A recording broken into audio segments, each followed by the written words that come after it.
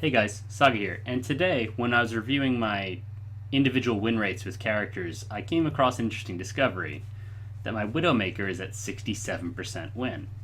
Now, this is in competitive I'm talking about, and I was trying to think of the reasons why that is. And it came to me relatively quickly that one of the main reasons why I have a 67% win rate with Widowmaker is because I only choose her in very specific situations. Namely on Temple of Anubis for both objectives, and for Objective A on Hollywood. These are both great maps where a good Widowmaker can shine because it's very hard for the enemy team to play against it. This is for three main reasons. This is because on both maps you're able to put your team in between you and the enemy team. There are only a few pathways for you to have to cover, especially like think Hollywood, right? You position the Venom Mine on the right side of the house, and then you guard the entrance, the door to the left, and the upper area in the top left if they have a Pharah on their team, or if they have an enemy Widowmaker that knows how to trick shot. And the third reason is there are multiple vantages that a good sniper can swing to if you get into trouble. So like if your initial area becomes compromised, there's somewhere you can jump down to and then jump back up to. This is especially true on Temple of Anubis. You've got like a sniping platform to the right, which is where most Widows start out.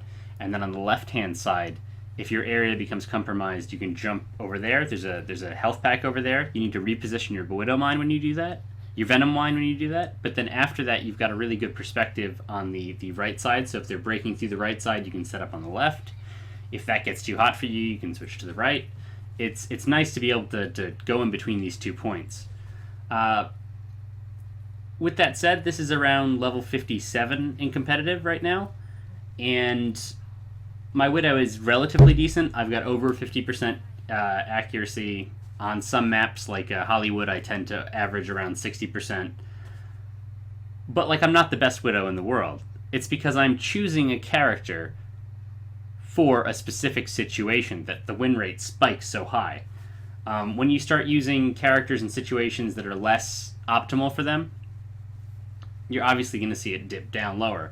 Do I think Widow, for example, is excellent on Hollywood once you get past Objective A? Yeah, Hollywood's a great area. There's a ton of space for a good Widow to do her thing, but there's also a ton more flanks, and there's a much wider area to cover, and now that Widow can't un-quickscope and then re-quickscope in, it's a much less optimal situation for her.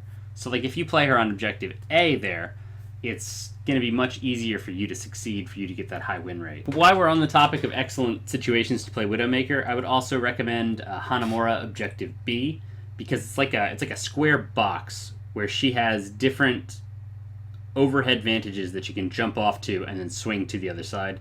It's really good. It buys you enough time to turn around and quickshot the person pursuing you. I like it there. Not everyone would choose Widow there, but I think she's a good pick. I also like her for the last part of the Gibraltar push. So when you're in that final stretch, I mean, she's good in Hangar too, but I like her the most on that very final stretch.